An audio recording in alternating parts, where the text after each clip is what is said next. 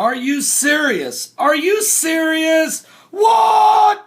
All right, we all hate the mass shootings in the schools, in the malls, in the post offices, in the college campuses, on the workplace, in the streets. We all hate it. We all hate murder, the mayhem, and massacring. But let's face it. If the American people loses their Second Amendment rights to protect themselves, not only from thugs and thieves and murderers, but from a corrupt government, which is what the Second Amendment was originally set up for, then what do they have left? Losing part of their freedom of speech? Next, freedom of worship? Freedom to assemble? That's already in trouble. No, we need to stop and take another look at this. The NRA is being criticized by the mass media because in their calculation, if you want to protect the children at school, the thing to do would be to actually put an armed guards in every school. Or maybe some teachers carrying concealed weapons that have been fully trained and background checks and exemplified extreme caution and character. For the gunman to go into a school knowing he will encounter at least 5 armed people, he'll think twice, 3 times. These mass shooting cowards are exactly that, cowards. They pick on the innocent.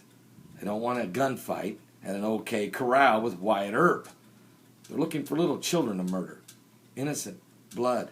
That is the satanic way. That is Lucifer's way of breaking the hearts of any free society. Brad of Indiana sent me a great statistical information from Australia. In 1997, Australia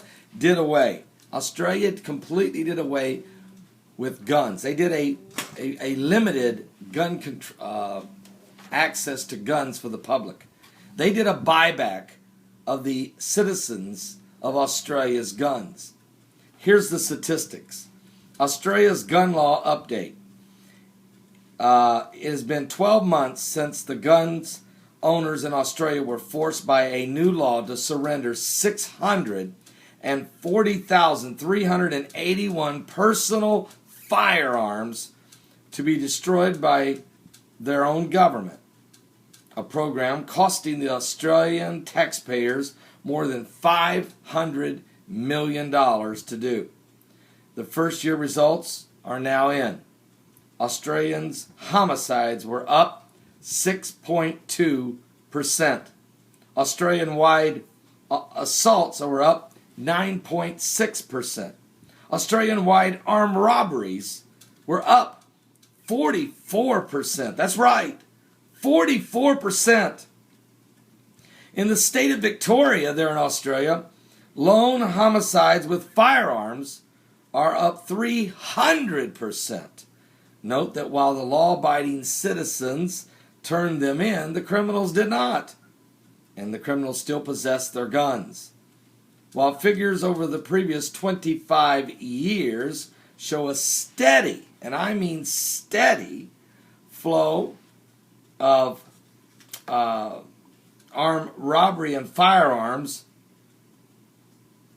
this has changed drastically upward in the past 12 months, since the criminals now are guaranteed that their prey is unarmed.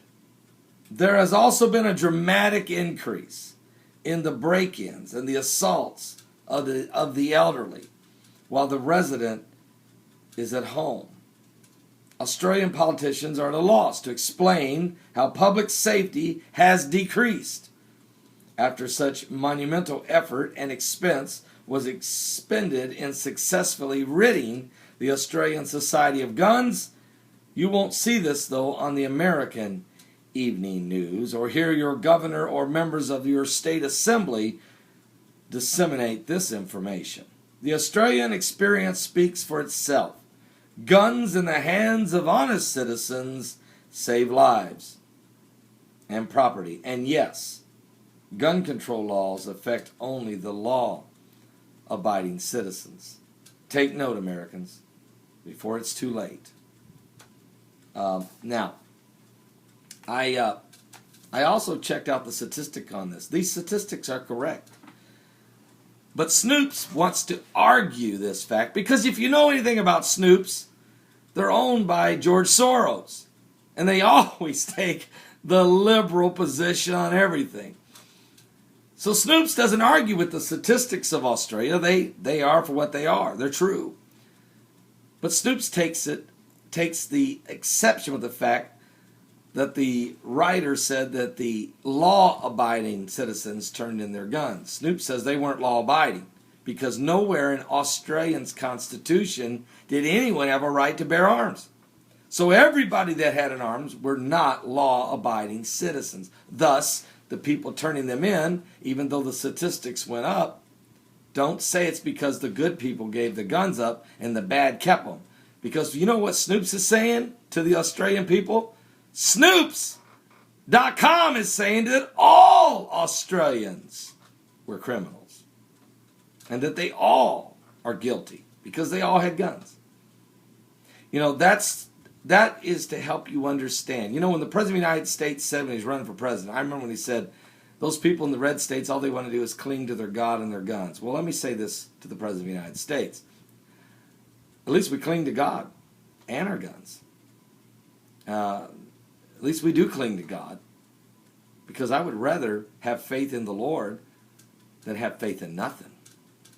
And so, it's not about guns as much as it's about your constitutional rights to own them.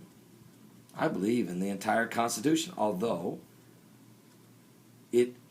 everything has to be handled with reasonability. Even a firearm, you must be reasonable. Freedom of speech must be reasonable. Freedom of expression must be reasonable. And it has to be your right as long as it's not infringing upon the rights of others. For instance, freedom of speech is allowed in America, and I love that fact. But it's not reasonable for Fred Phelps to protest outside of the funerals of soldiers. He should have a right to congregate. He should have a right to protest. He should have a right to say anything he wants. But he should not have the right to infringe upon the rights of others to hold a private ceremony. Gun owners should have the right to cling to their God and their guns, as long as they don't use that right to turn around and take the life, liberty, and pursuit of happiness of others. That would be criminal activity. Please, Snoops, George Soros, or anybody else out there who doesn't understand, guns don't kill anybody. People kill people.